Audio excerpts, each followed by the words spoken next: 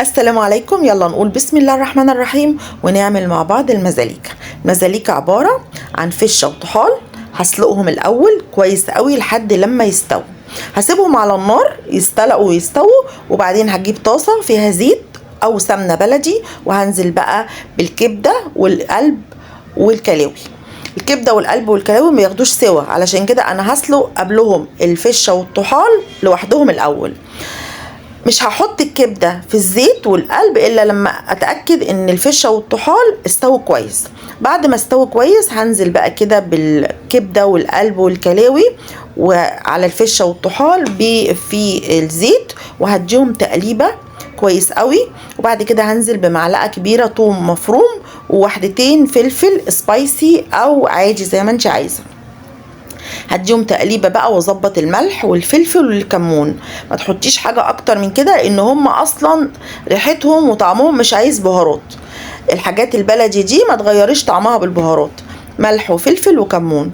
وهديهم تقليبه كده واسيبهم بقى على نار هاديه لحد لما تشرب الميه اللي نزلت منها.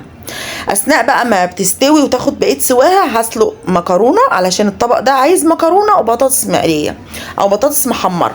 هحمر بقى البطاطس بتاعتي، اليومين دول البطاطس حلوه في السوق. وهسبك الطماطم علشان المكرونه. وما تنسيش وانتي واقفه في المطبخ زي ما احنا متفقين بنسبح ونستغفر ونصلي على الرسول عليه الصلاه والسلام طول ما انتي واقفه بتعملي حاجتك في المطبخ، علشان ربنا يبارك اللي بتعمليه. هظبط بقى الملح بتاعي، ملح وفلفل كده وبهارات على الصلصه بتاعت المكرونه. وهكمل بقيه تحمير البطاطس. الصلصه اتسبكت، هنزل بقى بالمكرونه بتاعتي بعد ما سلقتها. وهظبط. بصوا الطماطم لما بتبقى طبيعيه كده بتبقى جميله ازاي، غير الصلصه الصناعيه خالص.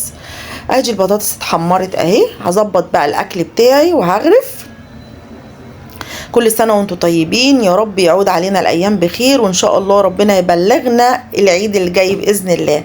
عصرة ليمونة بقى كده بعد ما شربت ميتها واستوت كويس قوي وما فاضلش منها إلا الصوص بتاعها اللي ريحته جبارة. هعصر بقى عصرة ليمونة كده واديها تقليبة وابتدي أغرف الأكل بتاعي.